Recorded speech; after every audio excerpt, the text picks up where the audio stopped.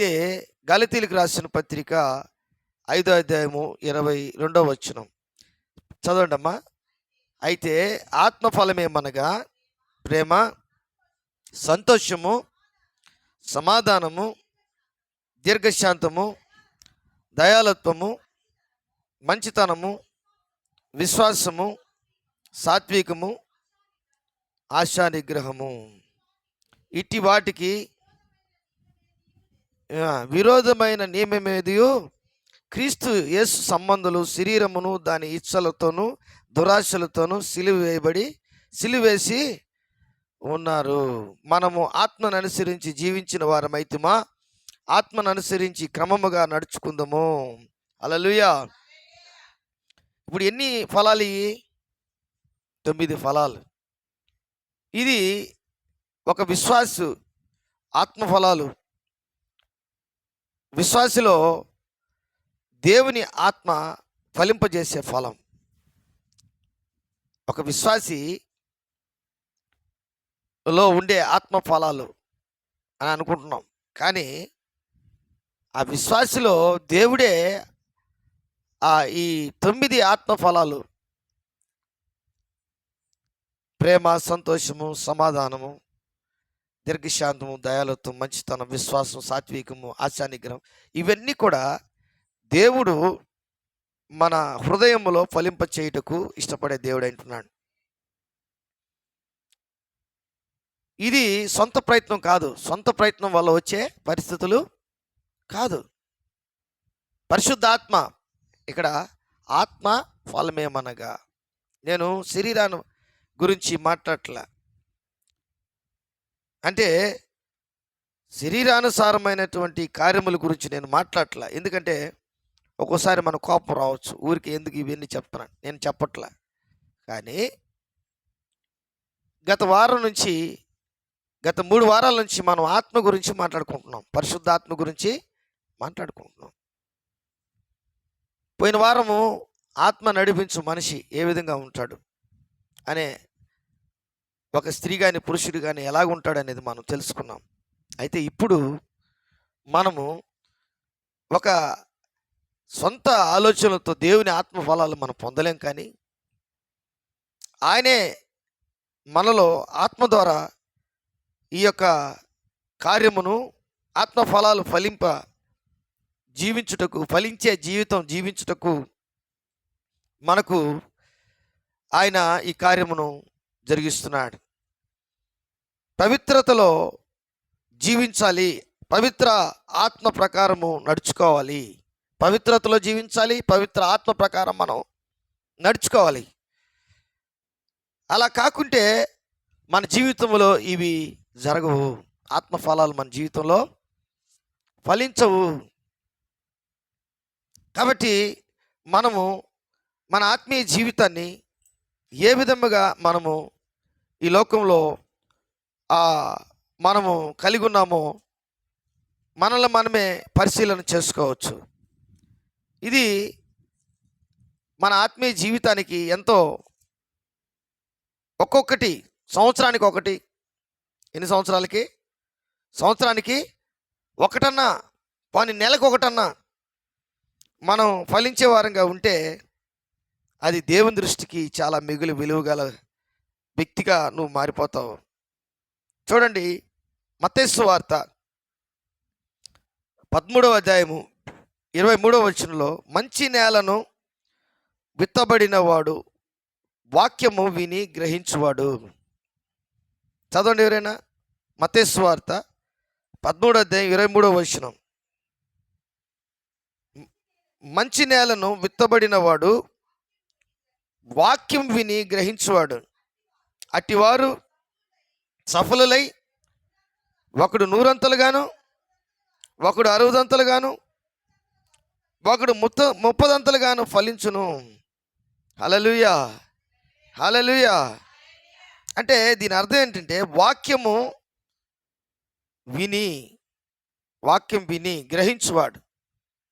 అంటే ఈ 9 ఆత్మఫలాలు కలిగినటువంటి వాడు ఆత్మ చెప్పు సంగతులు చెవిగలవాడు వినుగాక. అంటే ఆత్మ ఫలాలు నీకు అనుగ్రహించే ఆ దేవుడు ఆ ఫలభరితమైన జీవితం జీవించుటకు ఆ ఆత్మదేవుడు నీలో కృషి చేస్తున్నటువంటి వాక్యం, ఆ వాక్యం వలన నీవు 30 60 100 ఫలించి అభివృద్ధి పొందాలంటే నీ హృదయంలో ఏముండాలా? వాక్యం అనే ఆ ఆహారం ఉండాలి. జీవజల ధార అయినటువంటి దేవుని వాక్యము నీలో ఉండాలి. ఆ జీవాహారమైనటువంటి దేవుని వాక్యము పరలోకము నుంచి పంపబడినటువంటి దేవుని వాక్యం అనబడినటువంటి ఆ యేసయ్య నీలో ఉండాలి. అది యేసుక్రీస్తు యొక్క సౌశల్యం. యేసుక్రీస్తు యొక్క సౌశల్యం అంటే రూపం.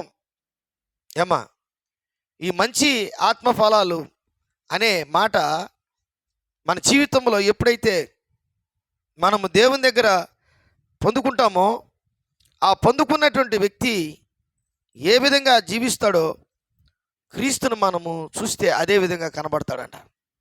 అదే ఆత్మఫలాల యొక్క సాదృశ్యం. మంచి నేలను విత్తబడినటువంటి వాడు వాక్యం విని గ్రహించువాడు. ఎవరు? వాక్యం విని వాక్యం వింటాం, కానీ మన హృదయంలో నుంచి సైతాన్ దొంగలించేది ఏదన్నా ఉందంటే డబ్బు దొంగలించలేదు, ఆస్తి అంతస్తులు దొంగలించలేదు. మన మనశ్శాంతిని కూడా ఒక్కోసారి బాధ పెట్టినట్టు అనిపిస్తుంది, కానీ మన హృదయంలో ఉన్నటువంటి శాంతి సమాధానాలతో కూడినటువంటి ఆ దేవుని వాక్యాన్ని దొంగతనం చేస్తుంది. ఆ దొంగతనం చేసినప్పుడు ఆ వాక్యము నీలో పని చేయకుండా అది నీలో నుంచి తీసివేయబడుటకు అది కారకుడుగా ఆ సాతాను నీ హృదయంలో ఉన్న దేవుని వాక్యాన్ని దొంగలిస్తుంది. కాబట్టి నీ జీవితంలో ఇప్పుడు ఆ వాక్యము ఫలించి ఏరుపారి అది ఆకాశ పక్షులు వచ్చి ఆ చెట్టు మీద రాలినట్లుగా నీ ఒక స్పిరిచువల్ ఆత్మీయమైనటువంటి ఒక ట్రీగా నీ హృదయంలో ఆ వాక్యాన్ని అంత పెద్దదిగా గొప్పగా చేసుకోవాలి. అదే ఫలించడం అంటే. కాబట్టి ఈరోజు ఒక ఆధ్యాత్మికమైనటువంటి వ్యక్తి దేవునికి ఇష్టమైన రీతిలో ఎలాగ జీవించగలడు? చూడండి, పేతురు రాసిన 2వ పత్రిక 1వ అధ్యాయము 5వ వచనం నుంచి 8వ వచనం వరకు చూస్తే, పేతురు రాసిన 2వ పత్రిక 1వ అధ్యాయము 5వ వచనం నుంచి చూస్తే, ఆ హేతువు చేత నేమి ఆ హేతు చేతనే మీ మట్టుకు మీరు పూర్ణ జాగ్రత్త గలవారై మీ విశ్వాసమునందు సద్గుణమునందు జ్ఞానమునందు ఆశానిగ్రహమునందు సహనమునందు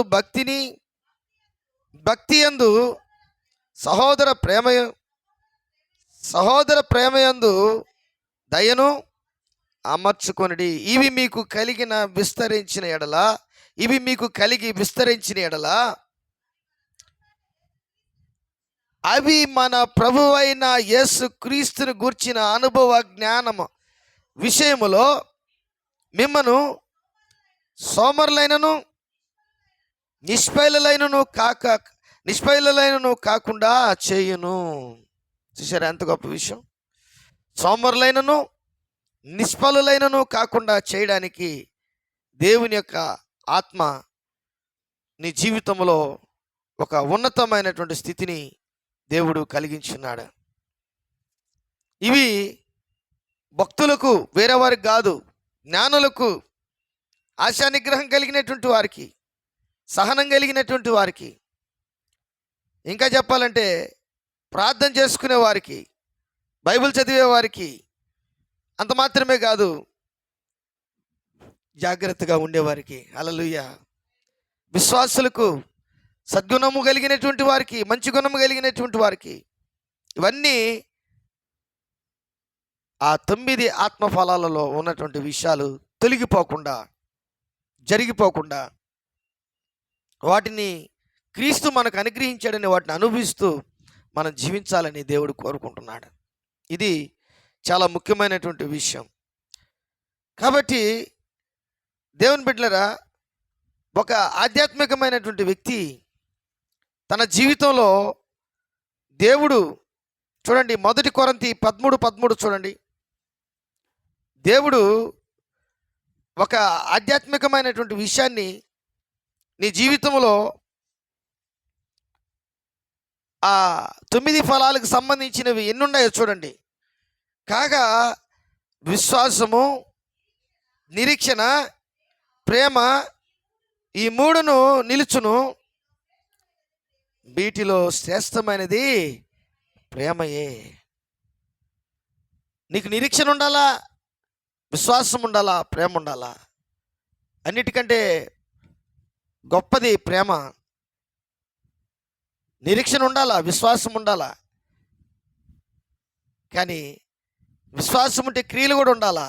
క్రియలు ఉండాలంటే దేవుని ప్రేమ ఇలా ఉండాలా. అందుకే దేవుడు ప్రేమ స్వరూపి. ఆ ప్రేమ స్వరూపి పరిశుద్ధాత్మ వలన నీకు ఇంకా దగ్గరైపోతాడు. దేవునికి స్తోత్రం. ఆయన ప్రేమను ఇంకా తెలియపరుస్తాడు. ఆయన ఎట్లనగా మనం పాపులమై ఉండగా, ఇంకా మనం పాపులమై ఉండగా మన కొరకు ఆయన ఏం చేశాడు? మరణం పెట్టాడు, మృతి చెందాడు. దేవునికి స్తోత్రం. ఎంత గొప్ప విషయం. కాబట్టి ఈరోజు నీ జీవితంలో దేవునికి ఇష్టమైన రీతిలో నీవు ఈ ఆత్మ ఫలాలని మనం ఏం చేయాలంటే అనుభవపూర్వకంగా సాధకం చేయాల. ప్రేమ యందు ఏరుపారినట్టు వారంగా ఉండాలి. అంత మాత్రమే కాదు, దీంట్లో ఆనందించే వారంగా ఉండాలి. యోహాను సువార్త 15:11 చూడండి. యోహాను సువార్త 15:11 ఒక మాట ఉంది. మీ యందు నా సంతోషము ఉండవలననియు, మీ యందు నా సంతోషం ఉండవలననియు, మీ సంతోషం పరిపూర్ణము కావాలనియు ఈ సంగతులు మీతో చెప్పుచున్నాను. నేను మిమ్మల్ని ప్రేమించిన ప్రకారం మీరు ఒకరినొకరు ప్రేమింపవాలనియే నా ఆజ్ఞ.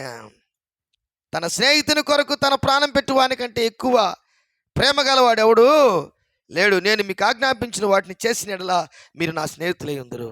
అంటే దేవుని స్నేహితుడిగా, దేవుడు ప్రేమించినట్లుగా, దేవుడు ఆ ప్రేమను చూపించినట్లుగా, ఆ ప్రేమాస్వరూపి ప్రేమను చూపించినట్లుగా ఉండడమే ఈ ఆత్మఫలముల యొక్క ఉద్దేశం. అందుకే ఈ ఆత్మఫలముల్లో మొట్టమొదటిది పెట్టాడు. ఎందుకు పెట్టాడు? ఏం పెట్టాడమ్మా? ప్రేమను పెట్టాడు. దేవునికి స్తోత్రం. ఈరోజు ఫ్రెండ్స్ని ప్రేమిస్తావు, బంధువులు ప్రేమిస్తావు, బిడ్డలను ప్రేమిస్తావు, భర్తను ప్రేమిస్తావు, భార్యను ప్రేమిస్తావు, ఇరుగు పొరుగు వారిని ప్రేమిస్తావు. ఇవన్నీ కూడా మామూలు ప్రేమ. ఏది? ఈ లోక ప్రేమలో. మరలా ఇంకా చెప్పాలంటే శరీరాన్ని ప్రేమిస్తావు, డబ్బును ప్రేమిస్తావు, అవునా? బంగారుని ప్రేమిస్తావు, లోకములోని శరీరాశి, నేత్రాశి, జోబు డమ్మముల్ని ఈ అన్నిటినీ ప్రేమిస్తావు. కానీ దేవుని ప్రేమతో ఆ అగాపే ప్రేమది. ఏం ప్రేమ? అగాపే ప్రేమ, మారని ప్రేమ. ప్రేమ లోతైనటువంటిది. ప్రేమ డమ్మమ్మగా ప్రవర్తించదు. అపోస్తలుడైన పౌలు కొరింథీ సంఘంలో చాలా చక్కగా చెప్పాడు. ఎంత చక్కగా చెప్పాడంటే నువ్వు ఊహించవు. ఆయన ప్రేమ చూడండి, 13వ అధ్యాయము, 1 కొరింథీయులకు రాసిన పత్రిక 13వ అధ్యాయము 1వ వచనం. మనుషుల భాషతోనూ దేవదూతల భాషతోనూ నేను మాట్లాడినను ప్రేమ లేని వాడినైతే మ్రోగడి కంచు గనగనలాడు తాళమునై ఉందును. అంటే చాలామంది పరిశుద్ధాత్మ వచ్చి భాషలో మాట్లాడతాం, నేను కూడా మాట్లాడుతుంటాం. కానీ నాకు ప్రేమ ఉండాలి. ఈ ఆత్మ ఫలములు, ఆత్మకు ఫలాలు ఉన్నాయి, ఆత్మకు ఫలాలు ఉన్నాయి. ఆ ఫలాలు మన జీవితంలో మొట్టమొదటి ఫలము ఏం ఫలం? అది ప్రేమ ఫలము. హల్లెలూయా. ఇది ఈ లోకాన్ని జయించింది. దేవునికి స్తోత్రం. దేవుడు ప్రేమ స్వరూపి. దేవుడు లోకమును ఎంతో, జాన్ 3:16 చదవండి, యోహాను సువార్త 3:16 చదవండి, త్వరగా చదవండి. దేవుడు లోకమును ఎంతో కాగా అద్వితీయ కుమారునిగా పుట్టినవాని యందు విశ్వాసముంచు వాడు నశింపక నిత్య జీవం పొందును. చదువుమా. దేవుడు లోకమును ఎంతో ప్రేమించును కాగా ఆయన తన అద్వితీయ కుమారునిగా పుట్టినవాని యందు విశ్వాసముంచు ప్రతివాడును నశింపక నిత్య జీవం పొందినట్లు ఆయనను అనుగ్రహించాలంటే యేసుక్రీస్తుని బలిగా, ఒక బలి పశువుగా దేవుని ప్రేమను, నశించిపోయే మానవుడు ఎలాగ పోతాడో, ఎలాగ ఉంటాడో తెలియదు. మరలా దేవుని స్వరూపముగా మార్చబడాలంటే, ఆయన స్వరూపములకు రావాలంటే కుమారుణ్ణి దేవుడైనటువంటి యెహోవా బలి చేశాడు, అనుగ్రహించాడు. అదే దేవుని ప్రేమ. యేసుక్రీస్తు వచ్చిందే చనిపోవడానికి, అది చాలా మందికి తెలియదు. పాపుల కొరకు ఆయన మరణించుటకే ఈ లోకానికి వచ్చాడని అది ఎవరికి తెలీదు. ఒక పాపి పాపాన్ని పోగొట్టుకోవడం చేత కాదు, అందుకే దేవుడే పాపము లేనటువంటి శరీరాన్ని ఈ లోకానికి కుమారుని యొక్క రూపంలో పంపించాడు. హల్లెలూయా. ఇంకా మనం ఎలాగున్నాం? దేవుని ప్రేమను అర్థం చేసుకునేటువంటి వారంగా ఉన్నామా?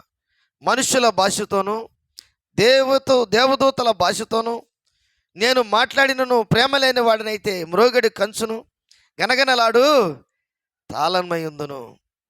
ప్రవచించు కృపావరములు కలిగి మర్మములని జ్ఞానవంతమయు ఎరిగిన వాడనైనను కొండలను పెకలింపగల పరిపూర్ణ విశ్వాసము గలవాడనైనను ప్రేమ లేని వాడినైతే నేను, అంటే దాని అర్థం ఏంది? ఆత్మఫలాలు లేనటువంటి వాడని అర్థం. మొట్టమొదటిది ప్రేమ.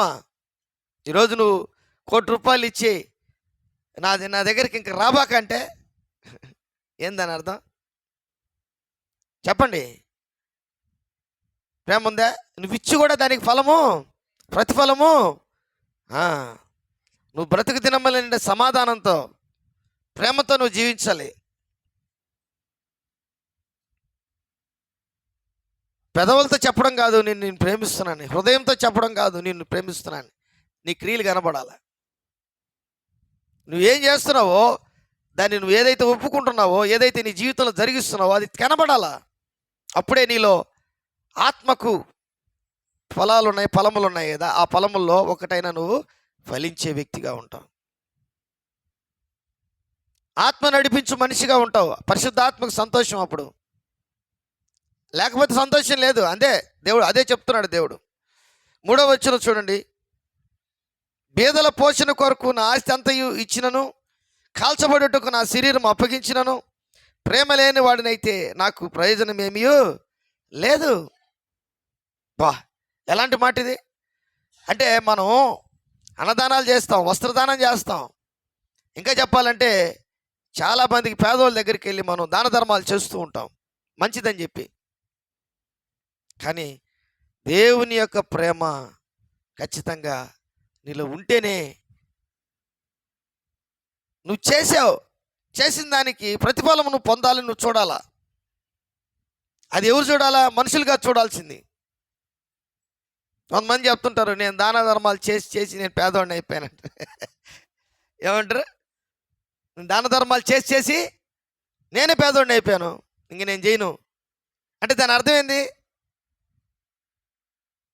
ప్రేమ ఉంటే ఏంటంటే నువ్వు చేస్తేనే కూడా చనిపోయిన దాకా. దేవునికి స్తోత్రం. హల్లెలూయా.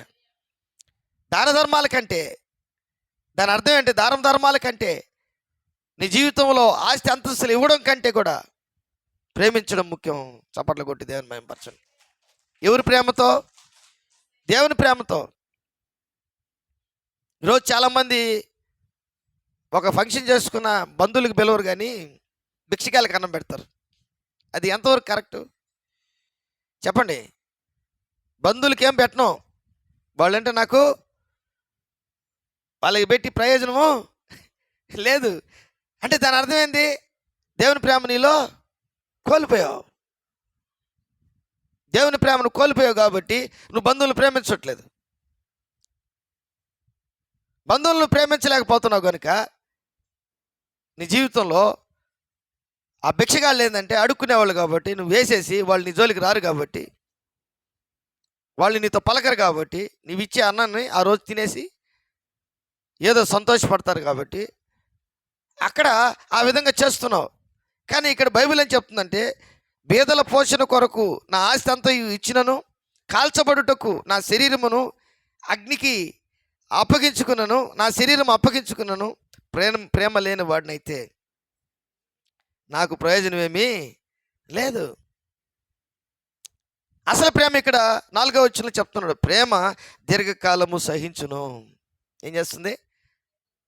నీ భర్త ఎన్ని తప్పులు చేసినా నువ్వు క్షమిస్తున్నావే, నీ బంధువులు ఎన్ని తప్పులు చేసినా నీ పట్ల నువ్వు క్షమిస్తున్నావే, నీ భార్య ఎన్ని తప్పులు చేసినా నువ్వు క్షమిస్తున్నావే. అర్థమవుతుందా? నీ బిడ్డలు ఎన్ని తప్పులు చేసినా నువ్వు క్షమిస్తున్నావే, నీ ఇరుగు పొరుగు వారు ఎన్ని తప్పులు చేసినా నీ పక్షాన నువ్వు వారిని క్షమిస్తున్నావే, నీ బంధువులు ఎన్ని తప్పులు చేసినా ఎన్ని మిసలు పెట్టి ఎన్ని ఇబ్బందులు పెట్టినా వారిని నువ్వు క్షమిస్తున్నావే. అదే ఏం చేస్తుందంటే దీర్ఘకాలము సహిస్తుంది. హల్లెలూయా. అదే దేవుని ప్రేమ. ఆ ప్రేమ ఎక్కడి నుంచి వచ్చిందంటే ఆ పరిశుద్ధాత్మ వలన నీకు ఆ ప్రేమ అనుగ్రహించబడింది. చప్పట్ల కొట్టి దేవుని మహిమ. హల్లెలూయా. అదే మామూలు వ్యక్తివైతే నీ జీవితంలో చెప్తావు, నేను ఇన్ని చేశాను, వాళ్ళకి ఇన్ని చేశానండి, నేను చాలా చేశానండి. చెప్తాడు, చేసింది చాలేవా, ఇంకా చేయి, మీరు నా దగ్గరికి రాబడలే, నేను మీ దగ్గరికి రాబడలే. ఇదే ఈరోజు మన జీవితంలో ఎక్కడ పొరపాటు పడుతున్నాం, ప్రేమ కోల్పోతున్నాం. 4వ వచనం 2వ లైన్ చూడండి, ప్రేమ మత్సరపడదు, ప్రేమ డంబముగా ప్రవర్తింపదు, ఉప్పొంగదు, అమర్యాదగా నడవదు, స్వప్రయోజనములను విచారించుకొనదు, త్వరగా కోప్పడదు, అపకారమును మనసులో ఉంచుకోందు. నాకు ఇటు చేశారు వాళ్ళు, నన్ను ఇటు చేశారే, నేను వాళ్ళ దగ్గరికి రాను, నేను వాళ్ళ దగ్గరికి పోను, నేను వాళ్ళతో మాట్లాడను, నన్ను అక్కడ చాలా 10 మందిలో అవమానం చేశారు, నన్ను కొట్టారు, నన్ను ఇబ్బంది పెట్టారు, నన్ను అక్కడికి తీసుకెళ్ళి ఇక్కడికి తీసుకెళ్ళి నన్ను 10 మందిలో నిలబెట్టారు అని బాధపడదు ప్రేమ. పదం పండి దేవునికి స్తోత్రం. నీ కొరకు ప్రజలందరం ముందు నిలబడినటువంటి ఆ దేవుని ప్రేమ, యేసు ప్రేమ, దేవునికి స్తోత్రం. సిలువలో నీ కొరకు చాచిన చేతులతో ఆయన 2 కాళ్ళు ఆయన మేకులు దిగ్గొట్టి ఒక చెయ్యి ఈ పక్క ఒక చెయ్యి ఈ పక్క, అగాపే ప్రేమ. తండ్రి వీరేమి చేయుచున్నారో వీరెరుగరు కనుక వీరిని క్షమించమని చెప్పిన ప్రేమ. ఆ ప్రేమ మూర్తి ఒకసారి ఆ కలువరి ప్రేమను నువ్వు అర్థం చేసుకున్నట్లయితే, యేసుక్రీస్తు యొక్క సిలువ ప్రేమను నువ్వు అర్థం చేసుకున్నట్లయితే ఆ ప్రేమామయుడు నీకు అర్థమవుతాడు. ఎన్ని పొరపాట్లు ఈ లోకంలో ఈరోజు ఆంధ్రప్రదేశ్లో, ఇండియాలో, లేక ప్రపంచమంతా కూడా ఎన్ని అవమానాలు యేసు ప్రభువుని చేసినా ఆయన ఏమీ అనడు. ఏమీ కూడా మనం కూడా ఒక్కొక్కసారి అంటుంటాం, ఏం దేవుడు నాకు సహాయము చేయలేదు, ఏం దేవుడు నాకు అన్ని విషయాల్లో నాకు సహాయము చేయలేదు, నీవు నేను కూడా తిట్టుకొని ఉంటాం యేసు ప్రభుని. అయినా దేవుడు ప్రేమిస్తూనే ఉన్నాడు. డంబము ఆ ప్రేమకు ఉండదు, మత్సరం ఉండదు, దీర్ఘశాంతము ఆ ప్రేమకు ఉంటుంది, ఉప్పొంగదు ప్రేమ, డంబముగా ప్రవర్తించు, అమర్యాదగా నడవదు, స్వప్రయోజనములు విచారించుకొనదు, త్వరగా కోప్పడదు. దేవుని ప్రేమ అపకారమును మనసులో ఉంచుకొనదు, దుర్నీతి విషయమై సంతోషపడక సత్యమునందు సంతోషించును. ఎక్కడైతే దుర్నీతి జరుగుతుందో అక్కడ సంతోషం ఉండదు ఆ ప్రేమకి. సత్యమునందు సంతోషిస్తుంది, అన్నిటినీ తాలుకుంటుంది ఆ ప్రేమ, అన్నిటినీ నమ్ముతుంది, అన్నిటినీ నిరీక్షిస్తుంది, అన్నిటినీ ఓర్చుకుంటుంది. ప్రేమ శాశ్వత కాలమును నుండును, ప్రవచనములైనను నిర్ధకమగును, భాషలైనను నిలిచిపోవును, జ్ఞానమైనను నిర్ధకమగును. మనము కొంత మట్టుకు ఎదుగుదము, కొంత మట్టుకు ఎరుగుదము, కొంత మట్టుకు ఎరుగుదము, కొంత మట్టుకు ప్రవచించున్నాము. కానీ పూర్ణమైనది వచ్చినప్పుడు పూర్ణము కానిది నిర్ధకమగును. దేవుని బిడ్డలరా, ఈరోజు నీ జీవితంలో దేవుని ప్రేమ శాశ్వతమైన ప్రేమ, అగాపె ప్రేమ. మొదటి యోహాను రాసిన పత్రిక ఒక మాట చెప్పి నేను ముగిస్తున్నాను. దేవుని ప్రేమ, ఆ యోహాను భక్తుడు అంటాడు, ఒక అద్భుతమైనటువంటి మాట మాట్లాడుతున్నాడు. చూడండి, ఒక అద్భుతమైనటువంటి మాట. దేవునికి స్తోత్రం, హల్లెలూయా.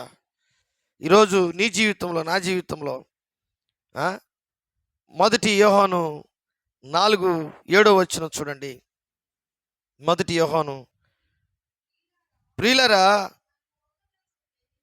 మనము ఒకరినొకడు ప్రేమింతుము, ఏలైనగా ప్రేమ దేవుని మూలముగా కలుగుచున్నది. ప్రేమించు ప్రతివాడు దేవుని మూలముగా పుట్టినవాడై. ఇప్పుడు నువ్వు దేవుని మూలముగా ఆత్మ ఫలములతో కలిగినటువంటి పుట్టినటువంటి వ్యక్తిగా నువ్వు జీవించాలి. 8వ దేవుడు ప్రేమ స్వరూపి. దేవుడు ఎవరండి? దేవుడు ప్రేమ స్వరూపి. ప్రేమకు స్వరూపమైన యేసుక్రీస్తు యొక్క సౌశీల్యము నీలో ఆ ప్రేమ చిహ్నము కనబడాలి, నాలో కనబడాలి.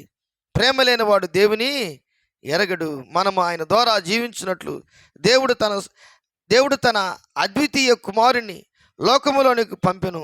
దీనివలన దేవుడు మన యందుంచిన ప్రేమ ప్రత్యక్షపరచబడును. ఏముంచాడు దేవుడు? ప్రేమ ఫలము. దేవునికి స్తోత్రం. అది ప్రత్యక్షపరచబడాలి. నిన్ను కొట్టినోళ్ళు నువ్వు ప్రేమించాలి, నిన్ను తిట్టినోళ్ళు నువ్వు ప్రేమించాలి. సొంత అన్నదమ్ములనే నువ్వు ప్రేమించలేవు, సొంత తల్లిదండ్రులనే ప్రేమించలేవు, సొంత చిన్నాయన పెదనాయన బిడ్డలనే ప్రేమించలేవు. స్వప్రయోజనములు కోరుకుంటావు. నీ జీవితంలో నువ్వు కావలసినవి అడ్డొచ్చిన వారందరినీ కూడా దూషిస్తావు. అంటే దాని అర్థం ఏంటంటే దేవుని ప్రేమ లేదని అర్థం. 10వ మనము దేవుని ప్రేమించుతామని కాదు, తానే మనలను ప్రేమించి మన పాపములకు ప్రాయచిత్తమై ఉండుటకు తన కుమారుని పంపెను. ఇందులో ప్రేమ అన్నది. అందరు లేచి నిలబడదాం. మన కొరకు చనిపోయినటువంటి యేసుక్రీస్తు యొక్క ప్రేమను అర్థం చేసుకుంటావా? ప్రార్థన చేసుకుందాం.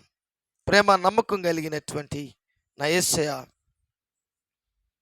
ఈ 9 ఆత్మ ఫలాలలో మొదటి ఫలము తండ్రి ప్రేమ. ప్రభువా, ప్రేమ ఎలాగుంటుందో ఆ ప్రేమ స్వరూపి దగ్గర మేము నేర్చుకోవాలని, ఆ ఆత్మీయమైనటువంటి సత్యమును ప్రభువా, ప్రేమించువాడు ప్రతి ఒక్కడు దేవుని మూలముగా ఆ ప్రేమ కలిగి ఉన్నదని, దేవుడు ప్రేమాస్వరూపిని గుర్తు చేసుకున్నట్టుకు మీరు మాకు కృప చూపించినందుకు నీకు వందనాలు నాయనా. ఇక్కడ కూడి వచ్చినటువంటి బిడ్డలందరినీ మీ చేతులకు అప్పగిస్తున్నాను తండ్రి. మేము ఏ విషయంలో సరి చేసుకోవాలో, నీ ప్రేమలో నిలబడి ఉన్నామా, నీ ప్రేమకు దూరమై ఉన్నామా, నీ ప్రేమ యందు ఏరుపారి ఉన్నామా, అగాపే ప్రేమలో ఉన్నామా, లేక లోక ప్రేమలో ఉన్నామా తండ్రి. క్రీస్తు యొక్క ఆత్మ యొక్క ఆ సౌశల్యమును లేక ఆత్మ ఫలముల యొక్క ఆ మొట్టమొదటి యొక్క 9 ఫలాలలో మొదటిది ప్రేమ. ఆ ఫలమును మేము ఫలిస్తున్నామా, దీన్ని దాటి వెళ్ళిపోతున్నామా? మాకు మీరు గుర్తు చేసినందుకు నీకు వందనాలు. నీ సౌశల్యముకు రావాలంటే మొట్టమొదట నిన్ను దాటిపోకుండా నీలో నిలబడాలి తండ్రి. నీలో అంటుకట్టబడాలి, నీలో స్థిరపరచబడాలి. నీ యందు మేము ఏరుపారాలి. నా యందు మీరును, మీ యందు నా మాటలు నిలిచిన ఎడలా మీరు దేనిని అడుగుదురో అది నేను మీకు ఇస్తానని చెప్పావు తండ్రి. నేను ద్రాక్షవల్లిని, మీరు తీగలు. తనంతడు తాను ఏ విధంగా ఫలించరో మీరు నాలో ఉంటే బహుగా ఫలిస్తారని దేవుని వాక్యం సెలవిస్తుంది. నా ప్రేమలో నిలిచి ఉంటే మీరు బహుగా ఫలిస్తారని చెప్తున్నా. యోహాను సువార్త 15వ అధ్యాయంలో ప్రభువా. అలాంటి దేవుని యొక్క శక్తిని ఈరోజు మీరు మాకు అనుగ్రహించినందుకు నీకు వేలాది వేల స్తోత్రములు చెల్లిస్తున్నాను. ఎవరైతే ప్రభువా ఈ లోక ప్రేమల్లో పడిపోయి బయటికి రాలేకపోతున్నారో, ఈ లోకములో ఉన్నటువంటి బలహీనతలో చిక్కుకొని బయటికి రాలేకపోతున్నారో, నీ ప్రేమ వారికి ఈరోజు మీరు కనపరిచినందుకు, నీ ప్రేమతో కూడిన గాయపడిన హస్తము మీరు వారి మీద తల మీద చేయి పెట్టినందుకు నీకు వందనాలు చెల్లిస్తూ నజరేయుడైన యేసు నామములో అడిగి వేడుకుంటున్నాను తండ్రి. Amen, amen, amen.